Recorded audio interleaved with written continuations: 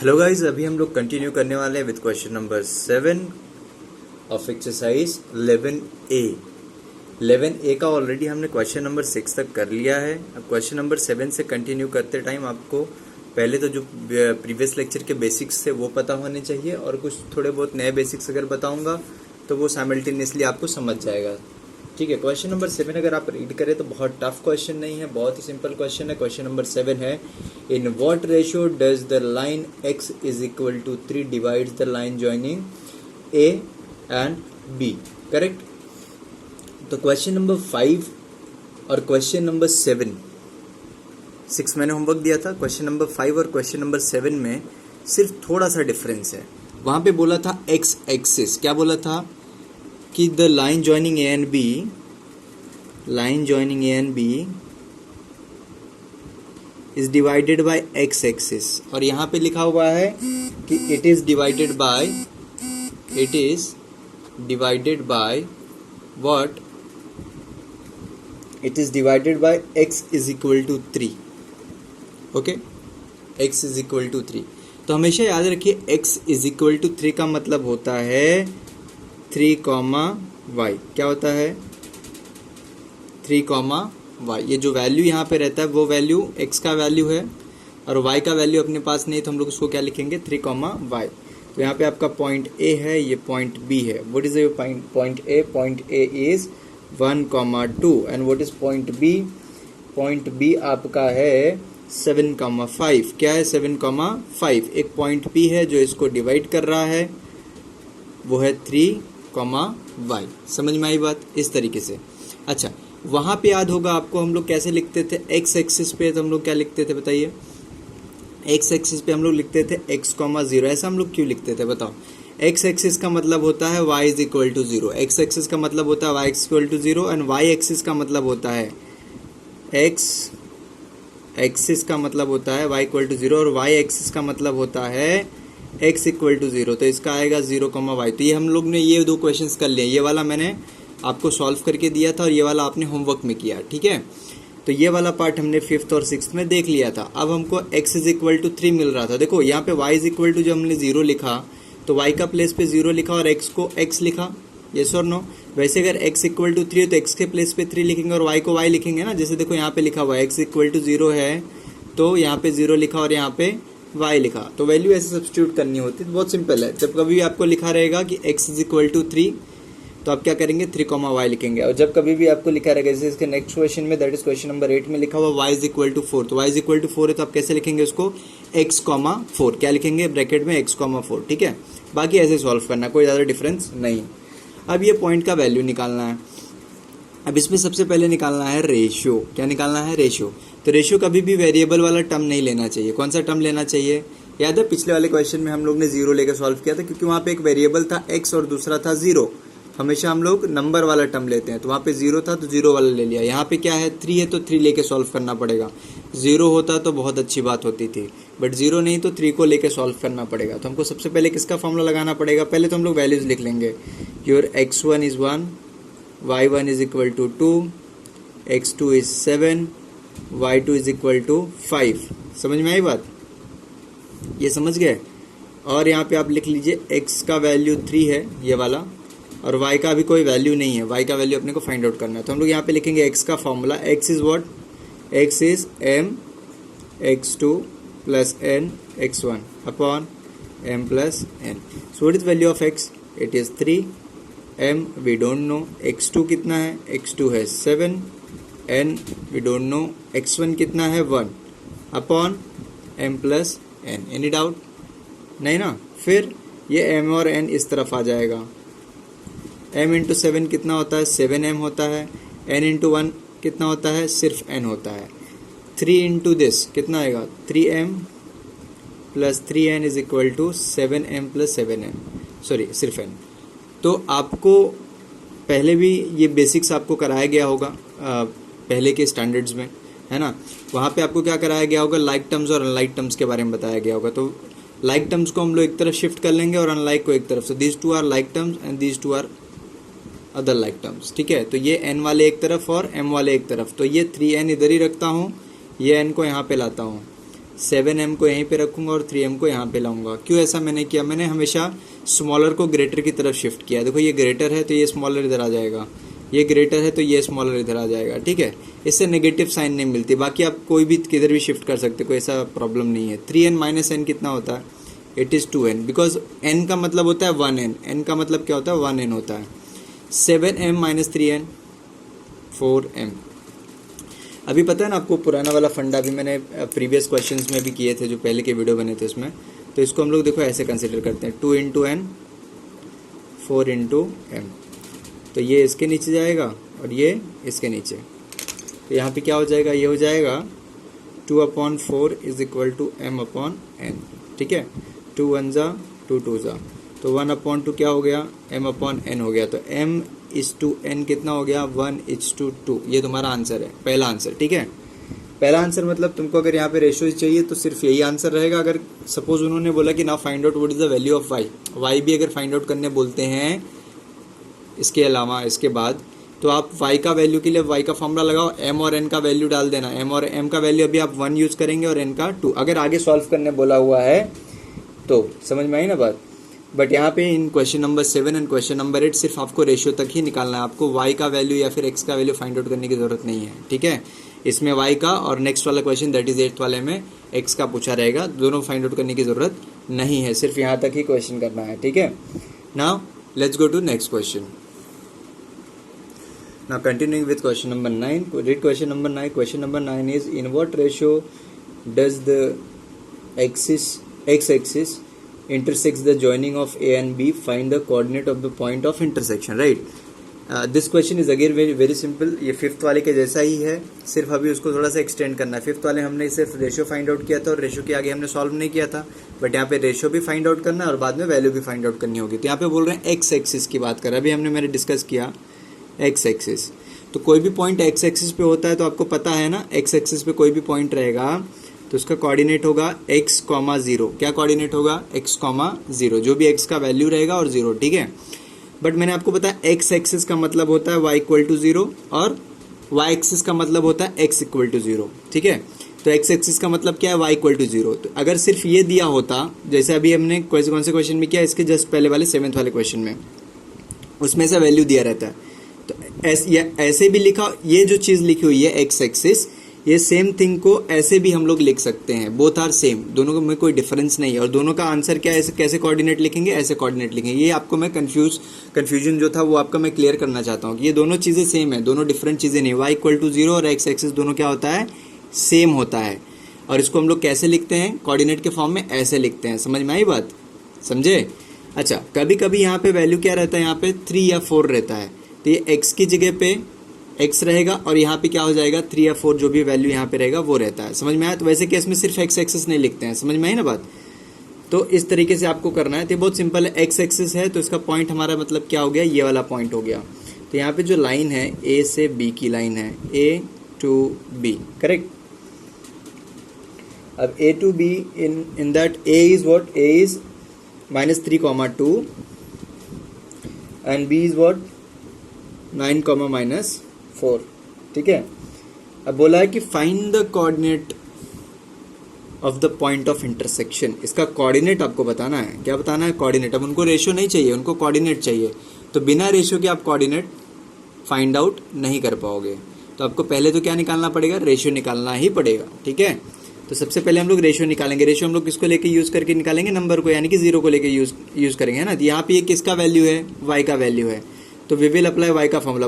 उसके पहले हम लोग गिवन लिख लेते हैं सबकी सब चीज़ें। x1 कितना है? -3 है। y1 कितना है? 2 है। x2 कितना है? 9 है। y2 कितना है? -4 है। समझ में आई बात?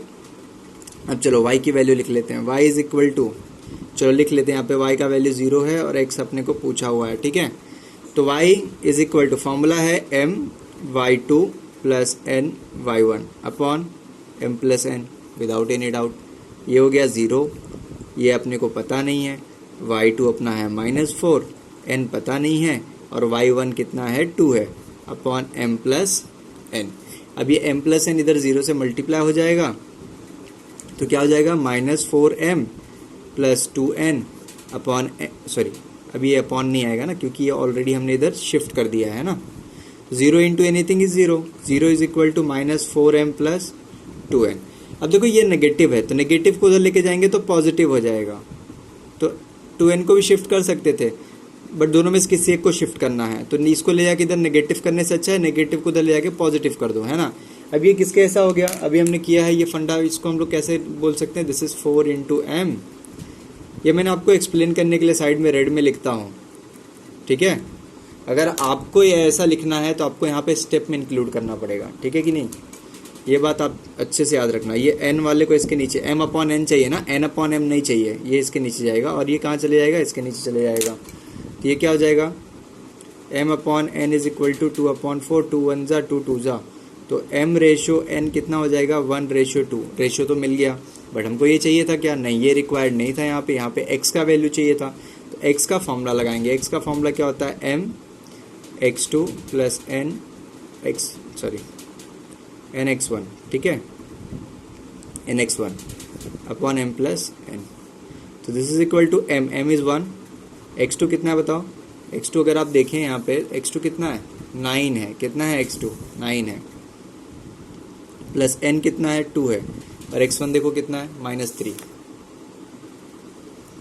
अपॉन 1 प्लस 2, तो 9 प्लस देखो प्लस माइनस माइनस हो जाएगा, 3 2 जा 6 अपॉन 3, ये कितना हो जाएगा बताओ, ये हो जाएगा 9 माइनस 6 कितना होता है 3 अपॉन 3 दैट इज 1, तो x का वैल्यू कितना हो गया 1 हो गया, x का वैल्यू कितना हो गया 1 हो गया। नेक्स्ट पेज पे करने से अच्छा है कि मैं यहीं पे आपको एक्सप्लेन कर दूं, तो आपके पास x का वैल्यू 1 आया और y का वैल्यू ऑलरेडी कितना था 0 था, तो आपकी कोऑर्डिनेट्स क्या हो गए, तो p x, 0 can also be written as 1, 0। This is your answer, 1, 0 is the answer. समझ में आई बात, इस तरीके से आपको आंसर सॉल्व करना है। तो देखो आपने इतने सारे क्वेश्चंस कर लिए, क्वेश्चन नंबर हम लोग 9 कर रहे हैं, 10th होमवर्क है, तो आपको ऑलमोस्ट 10 क्वेश्चंस हो गए। 10 क्वेश्चंस में आपने एक चीज़ ध्यान दी, इसमें कोई भी डिफरेंट फार्मूला यूज़ नहीं होता, वो जो एक फार्मूला है वो बेसिक फार्मूला ही बार बार अप्लाई होता रहता है, ठीक है। तो आपको फार्मूला ज़्यादा लर्न नहीं करना, आपको सिर्फ क्या करना है कि आपको ये जो मैंने यहाँ पे मेथड बताया ना, ये बहुत इंपॉर्टेंट है कि x एक्सिस है तो क्या कोऑर्डिनेट लिखना है, y इज इक्वल टू 4 लिखा है तो क्या कोऑर्डिनेट लिखना है, ये कोऑर्डिनेट लिखने आपको आना चाहिए, ठीक है। अगर आपने कोऑर्डिनेट लिखना सीख लिया तो समझ जाओ आपको एक भी सम में यहाँ पे प्रॉब्लम होने वाली नहीं है। जहाँ पे पॉइंट P दिया हुआ है, जैसे यहाँ पे लिखा हुआ है, ये चीज़ को आपको कन्वर्ट करने आना चाहिए, या फिर पॉइंट P का एग्जैक्ट वैल्यू होना चाहिए, या फिर पॉइंट P का वैल्यू होना ही नहीं चाहिए। 3 टाइप के क्वेश्चन आएंगे, या तो P का वैल्यू रहेगा नहीं तो बड़ा वाला फॉर्मूला यूज़ करेंगे हम लोग, जिसमें दोनों एक साथ हम लोग लिखते थे, स्टार्टिंग के क्वेश्चन याद हैं, और या फिर कैसे क्वेश्चंस रहेंगे, ऐसे क्वेश्चंस रहेंगे। ऐसे क्वेश्चंस में इसको कन्वर्ट करके आपको यहाँ पे वैल्यू डालना पड़ेगा, पुट अप करना पड़ेगा। तो ऐसे क्वेश्चंस को अगर आपको सॉल्व करना है तो आप ये मेथड यूज़ कर सकते हो, ठीक है। ये इसका कन्फ्यूजन एकदम क्लियर कर लेना, ये कन्फ्यूजन नहीं रहना चाहिए आपको कि x एक्सिस है तो क्या कोऑर्डिनेट लिखूँ, y इज इक्वल, अच्छा बताओ अगर y इज इक्वल टू 4 लिखा हुआ है तो कोऑर्डिनेट क्या रहेगा, कोऑर्डिनेट रहेगा x which is not given and y is 4, ऐसे लिख देने का। समझ में आएगी ना बात। अगर y एक्सिस लिखा हुआ है तो y एक्सिस लिखा है मतलब x इक्वल टू 0, अगर x इक्वल टू 0 है इसका मतलब इधर 0 लिखेंगे और इधर y लिखेंगे। बहुत सिंपल है ये, देखो ये मेथड ना बहुत सिंपल है ये वाला। आपको थोड़ा लगेगा कि टफ लग रहा है, बट आप एक बार थोड़ा सा समझ जाओगे तो आपको फटाफट आंसर मिलने वाला है, ठीक है। So 10th question is homework. Now let's continue with next question, that is question number 11. 11 12 भी मुझको 9 10th के जैसे ही लग रहा है, कोई बहुत ज़्यादा डिफरेंस तो दिख नहीं रहा है। बहुत ज़्यादा डिफरेंस की बात क्या है कि एकदम सेम टू सेम है, कुछ भी डिफरेंट मेरे को नहीं लग रहा है। बस इवन यू कैन से कि 10th 9th और 10th से थोड़ा सा शॉर्ट ही रहेगा, उसके थोड़ा सा पहले ही फिनिश हो जाएगा क्वेश्चन, ठीक है। 11th वाले क्वेश्चन में बोला find the ratio in which the point this that is 3, B divides the line segment AB and find the value of B। तो देखो क्या हो रहा है यहाँ पे एक लाइन है A और B, ठीक है। ये पॉइंट को ज्वाइन करने वाली एक लाइन है और ये पॉइंट का वैल्यू है 7,1 और ये पॉइंट का वैल्यू है 0,8। तो AB को एक पॉइंट है जो डिवाइड कर रहा है, दैट इज पॉइंट P, इसका कोऑर्डिनेट्स है 3, B। You have to find out B का value, okay. You have to find out B का वैल्यू, बहुत सिंपल। देखो x1 का वैल्यू 7, y1 का value 1, x2 is 0 and y2 is 8, x is equal to 3 and y is equal to B. कितना simple question है। क्या करना है भाई, बी आपको फाइंड आउट करना है। अब बी फाइंड आउट करने के लिए रेशियो चाहिए होता है, तो पहले रेशियो निकालना पड़ेगा बाय यूजिंग x। तो हम लोग लिखेंगे x is equal to m x2 plus n x1 upon m plus n। ठीक है, मैं इधर पे ही वैल्यू सब्सटीट्यूट कर दे रहा हूँ। ठीक है, m का वैल्यू कितना है बताइए। m का वैल्यू हमें पता, ओहो नीचे के स्टेप्स में ही करना पड़ेगा, साइड में नहीं कर सकते। x कितना रहेगा 3 इज इक्वल टू m पता नहीं है, x2 कितना है, x2 दिया हुआ है 0, n पता नहीं है, x1 कितना है 7 अपॉन m प्लस n। समझ में आई बात। चलो 3 से मल्टीप्लाई कर लेते हैं, m plus n is equal to 0 plus 7n, ये आ रहा है।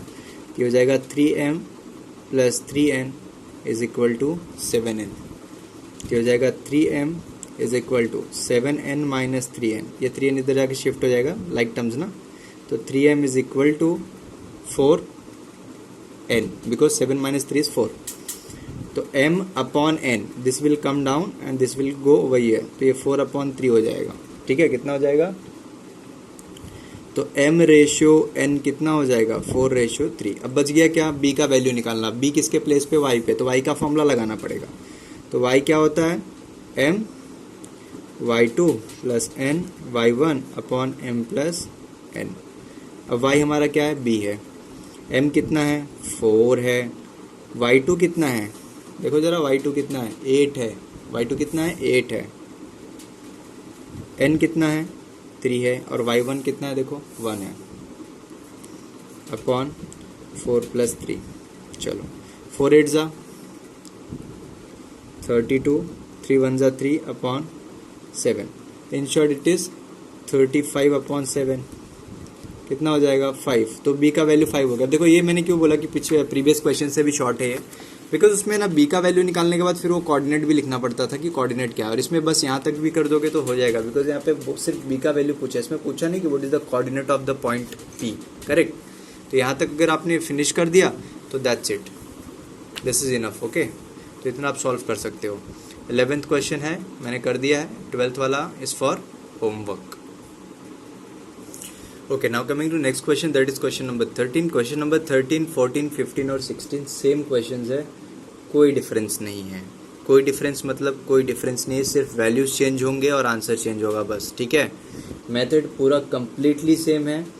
क्वेश्चन नंबर 13 में और 16 में आपको डायग्राम ड्रॉ करके दिया हुआ है, और क्वेश्चन नंबर 14 और 15 में आपको ड्रॉ करना पड़ेगा। ठीक है, अब इसका फंडा समझो, बहुत ही सिंपल क्वेश्चन है ये, इतना सिंपल है कि आप इसको आसानी से खुद से कर सकते हो। तो यहाँ पे a है, ये डायग्राम को अच्छे से, जो फिगर है ना इसको अच्छे से देखो, this is x axis, this is what y axis. Okay, तो x एक्सिस के ऊपर कोई पॉइंट रहता है, तो पॉइंट ऑन x एक्सिस, तो इसका मतलब क्या होता है, इसका मतलब होता है it is x, 0। y, because y का तो कुछ वैल्यू हो ही नहीं सकता है। मैंने बोला ना x एक्सिस का फॉर्मूला क्या होता है, मैंने बताया था ना x एक्सिस मतलब क्या होता है, x एक्सिस का मतलब होता है y इज इक्वल टू 0, और y इक्वल टू 0 को कोऑर्डिनेट में कैसे लिखते हैं, x, 0। और ये रहा y एक्सिस। y एक्सिस क्या होता है, y एक्सिस होता है x इक्वल टू 0, और इसका कोऑर्डिनेट फिर क्या होगा 0, y, क्या हो जाएगा, यहाँ पे मैं लिख देता हूँ 0, y। ठीक है, अब बताइए यहाँ पे अगर आपको सपोज यहाँ पे नंबरिंग दी है 1 2 3 4 5 एंड सो ऑन, तो आप पता कर सकते हैं कि x का कौन सा वैल्यू है। यहाँ पे भी नंबरिंग दी तो आप पता कर सकते हैं y का कौन सा वैल्यू, बट यहाँ पे ऐसा कुछ नहीं है। यहाँ पे जो दिया हुआ है बस ये सामने आपके, बस इतना इन्फॉर्मेशन है। और ये देखो रेशियो दिया हुआ है कि AP अपॉन PB इज 2/3। पहले चेक कर लो, A to P and P to B दिया हुआ है, कितना, ये दिया हुआ है 2 और ये दिया हुआ है 3। समझ में आई ना बात। तो इधर से इधर जा रहा है ना, तो इसको हमको x1 y1 इसको लेना पड़ेगा, क्योंकि m इस तरफ है फिर n है, तो n वाली की तरफ को x2 y2 लेते हैं, m वाली की तरफ क्या लेते हैं x1 y1। ठीक है, अब कुछ नहीं है, ये सब इतना डायग्राम बना के ना डायग्रामेटिक रिप्रेजेंटेशन दे के आपको थोड़ा सा कंफ्यूज करने की कोशिश कर रहे हैं, और कुछ भी नहीं है। पहली चीज़ तो x एक्सिस पे है तो ये कोऑर्डिनेट लिख लो, y पे ये कोऑर्डिनेट लिख लो, और बस अब भूल जाओ कि यहाँ पे कोई डायग्राम है। सिर्फ इतना समझो कि देयर इज़ अ लाइन, वो लाइन पे एक पॉइंट A है, दूसरा B है, और बीच में कौन है, P है। ए का कोऑर्डिनेट है x, 0, बी का कोऑर्डिनेट है 0, y और p वाले का क्या है 3, 4। x और y का वैल्यू निकालना है। क्या याद रखना है कि x और y का वैल्यू निकालना है। किसका वैल्यू निकालना है? x और y का, है ना। इसमें यही बोला हुआ है ना कि find the coordinates of point A and B. तो x और y का निकालोगे तो कोऑर्डिनेट अपने आप मिल जाएगा। अब इसको तुम कैसे सॉल्व कर सकते हो तुम बताओ। तो ऐसी कभी भी हमको ऐसी लाइन मिलती है तो हम लोग उसको ऑब्वियसली क्या करते हैं, हम लोग उसको लिखते हैं कि हमारा x1 का वैल्यू कौन है, x1 is x, y1 is equal to 0, x2 is equal to what, x2 is what 0 and y2 is equal to y। और फिर x का वैल्यू लिखेंगे और y का वैल्यू लिखेंगे। तो x का वैल्यू 3 है और y का वैल्यू कितना है 4 है। फॉर्मूला लगाओगे, m और n भी आपके पास, m और n तो मैंने लिखा नहीं, देखो m और n भी है आपके पास। m कितना है बताइए, m का वैल्यू 2 है और n का वैल्यू 3 है। अब ये हो गया आपके पास ढेर सारे इन्फॉर्मेशंस। ये जो इन्फॉर्मेशंस है ये इन्फॉर्मेशन को यूज़ करना और सॉल्व करना है। तो ऑब्वियसली आप कौन सा फॉर्मूला लगाओगे, x का फॉर्मूला लगाओगे। x का फॉर्मूला क्या बोलता है, x is equal to mx2 plus nx1 upon m plus n। What is x का वैल्यू, इट इज़ 3, m कितना है 2 है, x2 कितना है बताइए, x2 कितना है 0, n कितना है 3 है, x1 कितना है x है, अपॉन 2 प्लस 3। कोई तकलीफ, बहुत सिंपल है, यहाँ तक तो बहुत सिंपल है। फिर ये हो जाएगा 3 इज इक्वल टू 2 0 ज़ा 0 प्लस 3x अपॉन कितना हो जाएगा ये 5 इधर आ जाएगा तो 3 into 5 is equal to 3x। तो 15 इज इक्वल टू 3x। तो 15 upon 3 is equal to x। तो 3 5 ज़ा 15, करेक्ट ना। सो x का वैल्यू गॉट इट ना, कितना वैल्यू है x का 5 है। अब इससे आप a का कोऑर्डिनेट लिख सकते हो। देखो a का कोऑर्डिनेट था x, 0, देखो दिख भी रहा होगा आपको थोड़ा सा, है ना। x का कोऑर्डिनेट ये था ना, तो इसका मतलब ये क्या हो जाएगा, ये हो जाएगा दैट इज 5, 0। क्या हो जाएगा ये 5, 0 हो जाएगा। क्या हो जाएगा 5, 0। सिमिलरली आप क्या फाइंड आउट कर सकते हो, y वाला फाइंड आउट कर, कैसे फाइंड आउट कर सकते हो y का वैल्यू आप फाइंड आउट कर सकते हो y का फॉर्मूला लगा के। y का फॉर्मूला क्या होगा, y का फॉर्मूला होगा my2 plus ny1 upon m plus n। ठीक है, ये दो पार्ट में मैंने सॉल्व किया, इधर का पार्ट और इधर का पार्ट। ठीक है, ये upper part is different and these are the 2 parts. Okay, तो y का वैल्यू कितना था, y का वैल्यू आप देख सकते हैं 4 है, आपको दिख रहा होगा। m का वैल्यू कितना था 2 था, y2 कितना था y2 था y कितना था y n का वैल्यू कितना था 3 और y1 कितना, देखिए y1 है 0, y1 कितना है 0 अपॉन 2 प्लस 3। तो हो जाएगा 4 is equal to 2y plus 0 upon 3 plus 2 5। तो हो जाएगा 4 into 5 is equal to 2y। तो ये हो जाएगा 4 into 5 upon 2 is equal to y। इसको थोड़ा सा और सॉल्व करेंगे तो क्या हो जाएगा, y इज इक्वल टू 2 1 ज़ा 2 2 ज़ा, तो 2 इंटू 5, 2 इंटू 5 कैसे, 2 1 ज़ा 2 2 ज़ा 4 दिख रहा है ना, 2 इंटू 5। तो y इज इक्वल टू कितना हो जाएगा 10। तो आपका b का कोऑर्डिनेट क्या था, b का कोऑर्डिनेट आपका था 0, y। तो इसका कोऑर्डिनेट क्या हो जाएगा 0, 10। क्या हो जाएगा कोऑर्डिनेट हो जाएगा 0, 10। इस तरीके से आप आंसर्स निकाल सकते हो। बहुत ही सिंपल क्वेश्चंस आते हैं इसमें, बहुत ज़्यादा टफ क्वेश्चंस नहीं है, बहुत ही सिंपल क्वेश्चंस है। अब मैंने 13 बता दिया, 14, 15, 16 सब आपको आएगा। ठीक है, अब आपको 16 का तो आपको डायग्राम भी दिया हुआ है, तो उसमें तो कुछ इशू होने वाला ही नहीं है, बट फिर भी मैं आपको थोड़ा सा कोऑर्डिनेट्स दिखा देता हूँ। एक चीज़ और यहाँ पे याद रखिएगा, देखिए ये वाला मैंने ना, देखिए ये पॉजिटिव साइड होता है, आपको पता है ना कि एक्स एक्सिस पे राइट में पॉजिटिव रहता है और वाई एक्सिस पे अपवर्ड्स यानी कि ऊपर की डायरेक्शन में पॉजिटिव रहता है। तो मैंने 0 और वाई लिया। अगर ये इस तरफ होता और नीचे की तरफ होता तो नेगेटिव लेना पड़ता है ना। आपको ये बातें आपको पता होनी चाहिए। तो मैं आपको डायग्राम बता के और पॉइंट्स भी बता देता हूँ लिख के, तो आप सिर्फ क्या करेंगे, उसको सॉल्व करके बताएंगे मुझे। ओके, तो जो क्वेश्चंस में आपको डाउट्स रहते हैं, जैसे कौन से क्वेश्चन में आपको डाउट आएंगे जिसमें डायग्राम नहीं बना रहेगा, जिसमें डायग्राम बना रहेगा उसमें आपको फटाफट समझ जाएगा कहाँ पे क्या हो रहा है। ठीक है, जैसे क्वेश्चन नंबर 13 में डायग्राम दिया है, क्वेश्चन नंबर 16 में डायग्राम दिया हुआ है, बट 14, 15 में डायग्राम नहीं दिया हुआ है। तो 14, 15 के लिए आपको ये समझना बहुत ज़रूरी है, बेसिक पार्ट है। दोनों एक्सिस जो होती है ना वो एक दूसरे को इंटरसेक्ट करती हैं, तो वो पेपर को 4 पार्ट्स में डिवाइड करती हैं। कितने पार्ट्स में डिवाइड करती हैं, 4 पार्ट्स में डिवाइड करती हैं। This is called as quadrant number 1, this is quadrant number 1, quadrant number 2, parts को क्वाड्रेंट बोलते हैं, this is third and this is fourth part. Okay, तो ये first quadrant, second quadrant, third and fourth quadrant. अब ये जो point इसका P होता है ना, ये बताता है कि आपको वो कहाँ पे आएगा, कैसा डायग्राम बनेगा। ठीक है, कैसा डायग्राम बनेगा। ओके, अपना डायग्राम एल शेप में रहेगा, है ना, हमेशा एल शेप में ही डायग्राम बनने वाला है। बट ये बताएगा आपको कि कौन सा एल शेप, इस तरफ का एल शेप, इस तरफ का एल शेप, इस तरफ का एल शेप या इस तरफ का एल शेप, वो कौन बताएगा, पॉइंट पी बताएगा। तो जो पॉइंट पी होता है उसका वैल्यू चेक करने का, if it is negative and positive, तो नेगेटिव पॉजिटिव कहाँ पे आता है, सेकंड में। पहला प्लस प्लस होता है, फिर माइनस प्लस होता है, और फिर माइनस माइनस, फिर प्लस माइनस। अब ये देखो कंफ्यूजिंग लगता होगा ना तुमको, कैसे समझेगा यार कौन सा पॉजिटिव कौन सा नेगेटिव। बहुत सिंपल है, एक्स एक्सिस का याद रखो, राइट में पॉजिटिव, राइट में पॉजिटिव, लेफ्ट में नेगेटिव। ठीक है, किसके लिए, एक्स एक्सिस के लिए। और वाई एक्सिस के लिए याद रखो, अपवर्ड्स पॉजिटिव, डाउनवर्ड्स नेगेटिव। इसका तो बहुत अच्छे से याद हो जाएगा, अप एंड डाउन दिख रहा है ना, अपवर्ड्स तो यूपी आपने लिखा, तो अपवर्ड्स के लिए positive, upwards positive, downwards negative. इसका तो बहुत आसानी से याद हो जाएगा। ये भी कर लो, इसमें सिर्फ राइट पॉजिटिव याद रखोगे तो लेफ्ट नेगेटिव रहेगा, ऑब्वियसली आपको पता रहेगा। तो अगर देखो एक नेगेटिव है और एक पॉजिटिव है, तो ये डायरेक्टली तो समझेगा नहीं, उसके लिए आपको रफ में ये बनाना पड़ेगा। तो आप फटाफट ये बना लीजिए, ये आपने ड्रॉ कर लिया ऐसे, तो आपको पता है ये देखो क्या है, ये क्या है, राइट में पॉजिटिव, अपवर्ड पॉजिटिव, तो दोनों पॉजिटिव हो गए, तो इसमें जितने भी आएंगे सबके सब क्या रहेंगे, पॉजिटिव रहेंगे। लेफ्ट में नेगेटिव, अपवर्ड पॉजिटिव, तो नेगेटिव पॉजिटिव। हमेशा एक्स का वैल्यू पहले लिखना रहता है और वाई का बाद में, तो नेगेटिव एंड पॉजिटिव।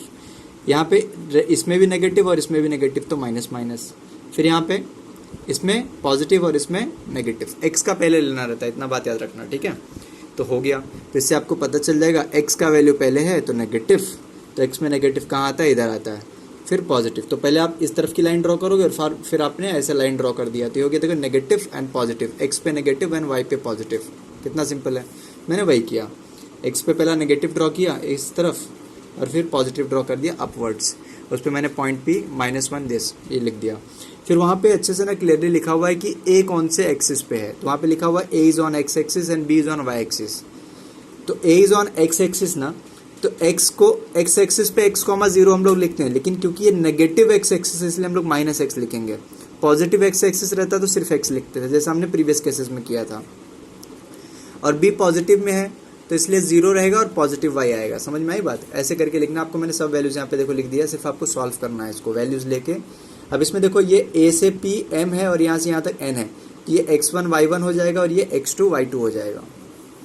सिमिलरली आपको 15th में करना है, देखो दोनों पॉजिटिव है तो कहाँ पे आएगा, फर्स्ट क्वाड्रेंट में। पॉजिटिव है तो x पे पहले पॉजिटिव बनाया, फिर y पे पॉजिटिव बना दिया। इस तरीके से आप ड्रॉ कर सकते हैं। फिर यहाँ पे लिखा हुआ है a is on y axis लिखा हुआ है, पहले हमने क्या किस पे लिया था, x पे लिया था। देखो क्या लिखा हुआ है इसमें, a is on y axis and b is on x axis, but दोनों पॉजिटिव है तो 0 और पॉजिटिव y आएगा, और यहाँ पे x और पॉजिटिव x और 0 आ जाएगा। अब क्योंकि AP और PB है तो 2:3, ये m और ये n, तो इस तरफ से शुरू हो रहा है, इस तरफ से m और n आ रहा है, तो ये x1 y1 हो जाएगा और ये ये वाला x2 और y2 हो जाएगा। समझ में आई ना बात। ऐसे ही 16th वाला ऑलरेडी दिया, डायग्राम बना के दिया था, बहुत ईजी रहेगा, इसमें कोई ज़्यादा तकलीफ होगी नहीं। सिर्फ आपको ये नेगेटिव में तो यहाँ पे -x,0 लिखना पड़ेगा, और ये पॉजिटिव में है तो 0,y लिखेंगे और वैल्यू सब्सटीट्यूट कर देंगे, you will get your answer. बहुत सिंपल क्वेश्चन, समझ में आया। Now next question. Okay, now coming to next question, that is question number 17। इसमें 3 सब क्वेश्चन है। Question 17 first, 17 second, 17 third and, है ना, 17 थर्ड। ओके, तो इसमें हम लोग फर्स्ट वाला मैं करने वाला हूँ, आपको सेकंड और थर्ड होमवर्क रहेगा। This is called as point of trisection. Trisection का मतलब क्या होता है, किसी भी लाइन को 3 इक्वल पार्ट्स में डिवाइड करने को हम लोग क्या बोलते हैं, ट्राइसेक्शन। ठीक है, तो ये एक लाइन है A to B, line segment है A to B, इसको ज्वाइन किया। अब इसमें पॉइंट ऑफ ट्राइसेक्शन निकालना है। पॉइंट ऑफ ट्राइसेक्शन के लिए हमेशा 2 पॉइंट आपको मिलेंगे, क्योंकि 3 इक्वल पार्ट्स में अगर एक लाइन को कट करना तो उसके अंदर और 2 पॉइंट्स रहते हैं। तो देखो यहाँ से यहाँ तक एक पॉइंट, एक लाइन एक हो गया लेंथ, और एक यहाँ से यहाँ तक का लेंथ हो गया, एक यहाँ से यहाँ तक का लेंथ हो गया, और सारे के सारे क्या हैं, इक्वल हैं। तो 1 2 3 इक्वल पार्ट्स में हमने इसको डिवाइड कर दिया, बराबर। अब इसका भी कोऑर्डिनेट हमको फाइंड आउट करना है और इसका भी कोऑर्डिनेट हमको फाइंड आउट करना है। ठीक है, तो आपको 2 बार रेशियो निकालना पड़ेगा। एक बार आपको रेशियो निकालना पड़ेगा AM/MB का, और एक बार निकालना पड़ेगा AN/NB का। समझ में आई बात। अब बहुत सिंपल है निकालना। देखो ए एम कितना है 1, एम बी कितना है, देखो एम से एन 1 और एन से बी 1, तो 1 1 कितना हो गया 2 हो गया। अब इसका निकाल लीजिए, ए से एन हो गया 1 + 1 दैट इज 2 और एन से बी कितना हो जाएगा 1, तो आपका रेशो ये रहेगा। तो जब आप ए एम का कोऑर्डिनेट फाइंड आउट करेंगे तो ये वाला रेशो यूज़ करेंगे, और जब एन का कोऑर्डिनेट फाइंड आउट करेंगे तो ये वाला रेशो यूज़ करेंगे, और इससे एकदम आसानी से आप जो है क्या कर पाएंगे, सॉल्व कर सकेंगे। समझ में आई बात? आप बहुत आसानी से क्या कर पाएंगे, सॉल्व कर पाएंगे। तो हम लोग यहाँ पे अभी स्टार्ट करते हैं क्वेश्चन को, और यहाँ पे लिखते हैं टू फाइंड, इसको कोऑर्डिनेट बोलते हैं, जो हम लोग ब्रैकेट में वैल्यू निकालते हैं उस coordinate. To find out coordinate of M, take m is to n as 1 is to 2। समझ में आया बात? चलो बाकी सब तो सेम रहेगा, कुछ और डिफरेंट होने वाला नहीं, सब सेम रहने वाला है। देखो क्या करना है, अब सबसे पहले हम लोग क्या करेंगे, हमारा पुराना मेथड यूज़ करेंगे। अब वो लाइन को मैं थोड़ा अच्छे से बना रहा हूँ फिर से, हाँ, तो आपको और अच्छे से समझ में आएगा। देखो a लिख दिया, b लिख दिया और एक पॉइंट ले लिया m, ठीक है। a कितना है -6 है, ये 0 है, और ये कितना है 0 और ये 12 है, ठीक है। वही लाइन को दो बार हम लोग ड्रॉ करेंगे, एक बार m पॉइंट लेके और एक बार n वाला पॉइंट लेके। रेशो कैसे लिया वो मेरे को एक्सप्लेन करना था, इसलिए मैंने आपको ये अच्छे से पूरी लाइन बना के दिखाई, ठीक है। अब ये क्वेश्चन सॉल्व करना है। अब इसमें x1 है तुम्हारा -6, y1 है तुम्हारा 0, x2 है तुम्हारा 0 और y2 है तुम्हारा 12, m तुम्हारा है 1 और n कितना है 2। सॉल्व करना है, सो ऑब्वियसली सॉल्व कर सकते हो, क्यों नहीं कर सकते सॉल्व। p नहीं, यहाँ पे m कर रहे हैं, तो m x, y is equal to पूरा बड़ा ब्रैकेट और उसमें m x2 plus n x1 upon m plus n। याद है ना, ये वाला फॉर्मूला यूज़ करना, एकदम स्टार्टिंग में यूज़ करते थे, वही है, बहुत सिंपल है ये। m y2 plus n y1 upon m plus n, that's it. अब m कितना है 1 है, x2 कितना है 0 है, n कितना है 2 है, x1 कितना है -6 है अपॉन 1 + 2 कॉमा, m कितना है 1, y2 कितना है 12, n कितना है 2, y1 कितना है 0 अपॉन 1 + 2, ठीक है। चलो अब क्या हो जाएगा 0 और ये देखो प्लस माइनस माइनस हो जाएगा, 6 2 = 12 अपॉन 3, तो 0 - 12 upon 3 comma 12 1 = 12 plus 0 upon 3। In short इसको कैलकुलेट करोगे, एक स्टेप मेरे पास यहाँ पे स्पेस नहीं है थोड़ा सा, तो देखो ये सब्ट्रैक्ट करोगे तो -12 आएगा, -12 अपॉन 3 और ये हो जाएगा 12 अपॉन 3, और बाद में कैंसिलेशन करके ना इधर पे आएगा -4 और इधर पे आएगा +4, क्या आएगा, तो ये हो गया तुम्हारा m वाला कोऑर्डिनेट। m का वैल्यू चाहिए था ना तुमको, वो कोऑर्डिनेट हो गया -4,4, क्या हो गया -4,4। अब इसका हम लोग सेकेंड पार्ट करेंगे सॉल्व, जिसमें हमने रेशियो क्या करेंगे, चेंज करेंगे। कौन सा रेशियो लेंगे अभी, 2/3 का रेशियो लेंगे, ठीक है। चलो देखो ये वाले में क्या करना है, ध्यान से देखना। अब फिर से हम लोग एक लाइन ड्रॉ करेंगे, इसमें फिर से लिखेंगे a और b। अब यहाँ पे लिखेंगे n, ठीक है। यहाँ पे हम लोग लिखेंगे to find coordinate of n, take m/n as 2/1। क्या लेना है, 2/1। अब a का वैल्यू तो आपको पता ही है क्या था, a का वैल्यू जो है आपका क्या था, -6,0 था। b का वैल्यू कितना था, b का वैल्यू आपका जो था वो क्या था, 0,12 था। अब फिर से हम लोग सारी वैल्यूज़ लिख लेंगे, तो हम लोग लिखेंगे x1 इज़ -6 और y1 is 0, x2 is 0, y2 is 12, m is 2 और n इज़ इक्वल टू 1, और सॉल्व कर लेंगे फिर से। तो यहाँ पे लिखेंगे n x, y m x2 plus n x1 upon m plus n comma m y2 plus n y1 upon m plus n।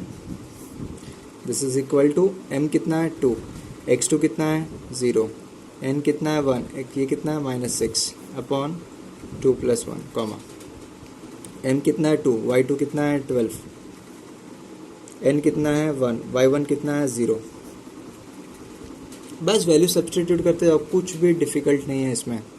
देखो प्लस माइनस माइनस तो 6 आएगा और यहाँ पे 3 आएगा, और यहाँ पे क्या हो जाएगा 24 + 0 अपॉन 3, इसको और सॉल्व करेंगे तो क्या हो जाएगा, -6/3 कॉमा 24/3।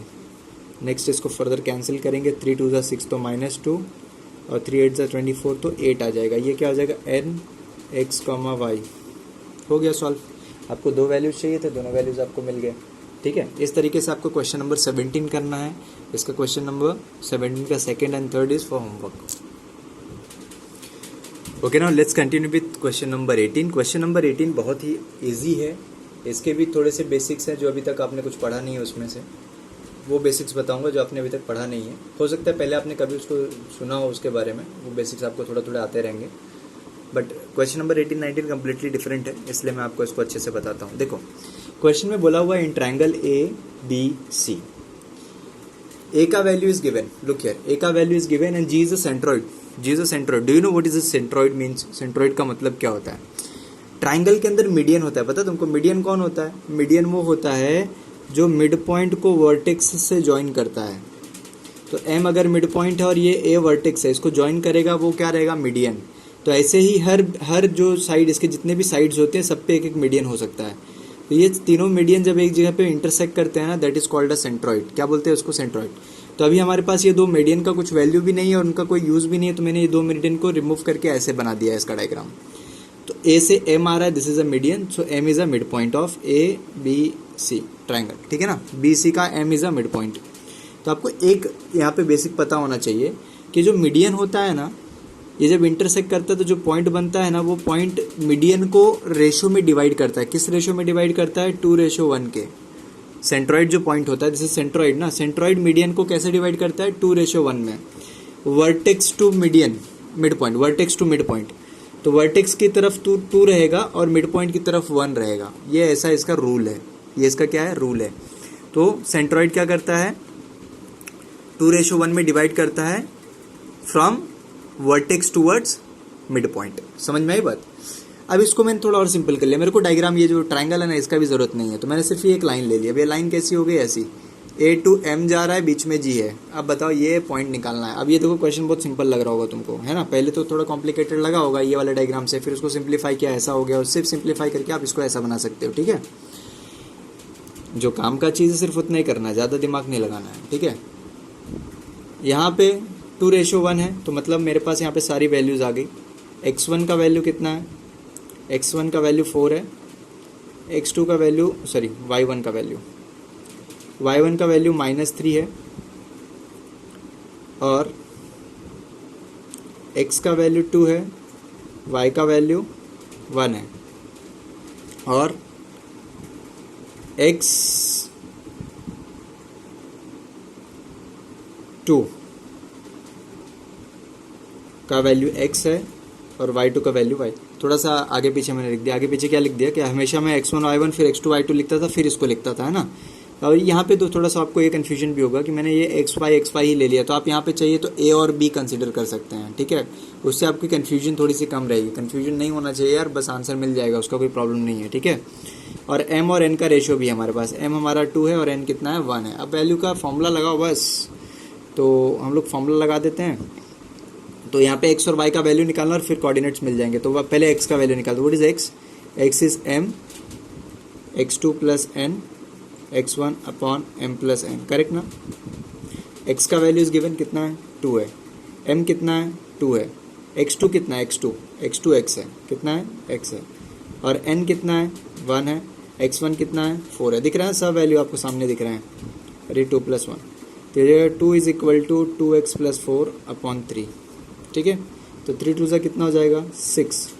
तो मैं लिख दूँ क्या? यहाँ पे लिख देता हूँ, 2 × 3 इज इक्वल टू 2x + 4। कितना हो जाएगा? 6 इज इक्वल टू 2x + 4। तो 6 - 4 is equal to 2x। So 2/2 is equal to x। ये 2 इस तरफ शिफ्ट हो जाएगा। ठीक है, तो x का वैल्यू कितना आ गया? 1 आ गया। कितना आ गया? 1। सिमिलरली आप क्या फाइंड आउट कर सकते हो? y का वैल्यू निकाल सकते हो। तो y क्या होता है? y होता है m y2 + n y1 upon m + n। y का वैल्यू कितना दिया हुआ है? y का वैल्यू दिया है 1, m का वैल्यू 2, y2 का वैल्यू y है, n का वैल्यू कितना है? 1 है, और y1 का वैल्यू कितना है? -3 होता है। इसमें वैल्यू सब्स्टिट्यूशन में कन्फ्यूजन होता है, तो एकदम शार्प रहना चाहिए आपका ब्रेन वो टाइम पे जब आप इसको सॉल्व कर सकते हैं, है ना? नहीं तो प्रॉब्लम क्या हो गया, थोड़ा सा कंफ्यूज हुए और पूरा का पूरा सम जो हो जाएगा वो हो जाएगा रॉन्ग। देखो ये प्लस माइनस माइनस मैंने लिखा नहीं, गलती हो गई मेरे से। ये देखो ये क्या हो गया, 2 + 1 3, तो 1 × 3 हो जाएगा 2y हो जाएगा, और यहाँ पे -3 हो जाएगा। सॉरी हाँ, दिस इज y। ये जाएगा 3, ये -3 इधर आके +3 हो जाएगा, ये 2y हो जाएगा। तो 3 + 3 कितना होता है 6, और ये 2 नीचे, तो y = कितना हो गया 3। कितना हो गया y = 3। ये पूरे के पास होने चाहिए, है ना। y = 3, x is 1 and y is 3। तो m क्या था, m था x, y।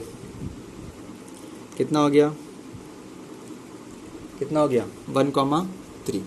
इस तरीके से करना है। कितना सिंपल क्वेश्चन है, दिख रहा है ना। तो इस तरीके से आप जब क्वेश्चन को थोड़ा सा उसको सॉल्व करके उसको इजी फॉर्मेट में कन्वर्ट करोगे ना, तो आपको सॉल्व करने में भी आसानी होती है। ठीक है, तो ये हो गया। क्वेश्चन नंबर 19 भी करा देता हूँ, होमवर्क नहीं है वो। Question number 19, question number 19 is again same as question number 18। थोड़ा सा डिफरेंस था तो मैंने बोला कि चलो करा देते हैं इसको भी, है ना, होमवर्क ज़्यादा नहीं देना चाहिए। तो क्वेश्चन नंबर 19 क्या है, क्वेश्चन नंबर 19 में देखो, अगर आप रीड करो, there is a triangle PQR in which point P is given, that is coordinate of vertex P is given, and coordinate of midpoint of QR, coordinate of midpoint of QR। तो QR का जो midpoint है that is M, उसका भी दिया हुआ है। तो midpoint और vertex को join करके क्या बनता है, मीडियन बनता है। और मीडियन में क्या होता है, सेंट्रॉइड होता है। मीडियन में क्या होता है, सेंट्रॉइड होता है। ठीक है, तो ये सेंट्रॉइड G है, यहाँ पे लिख दिया मैंने, उसका अपने को कोऑर्डिनेट फाइंड आउट करना है।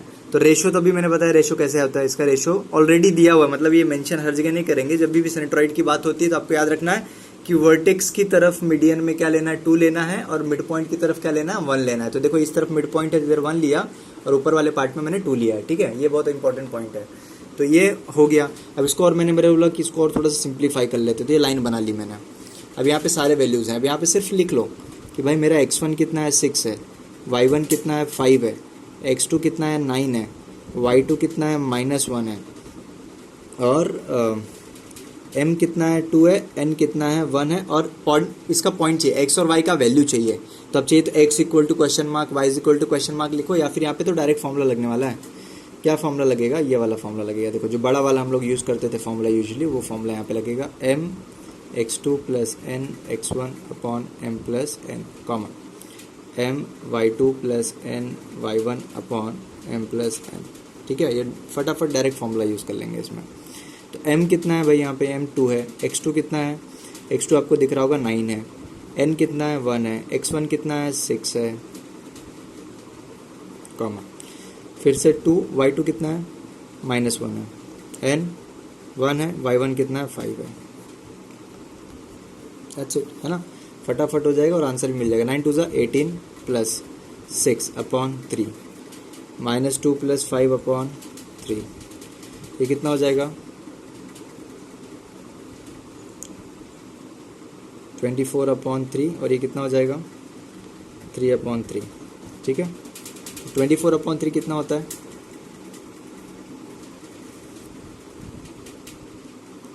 है ना। सो what is the answer, answer will be 8,1, है ना। तो वो जो सेंट्रॉइड था उसका कोऑर्डिनेट्स क्या रहेगा, 8,1 रहेगा। दैट्स इट, है ना, इतना था। ये पूरा आपका फिनिश हो गया। क्या फिनिश हो गया, एक्सरसाइज नंबर 11A। ठीक है, देखो अभी तक मैंने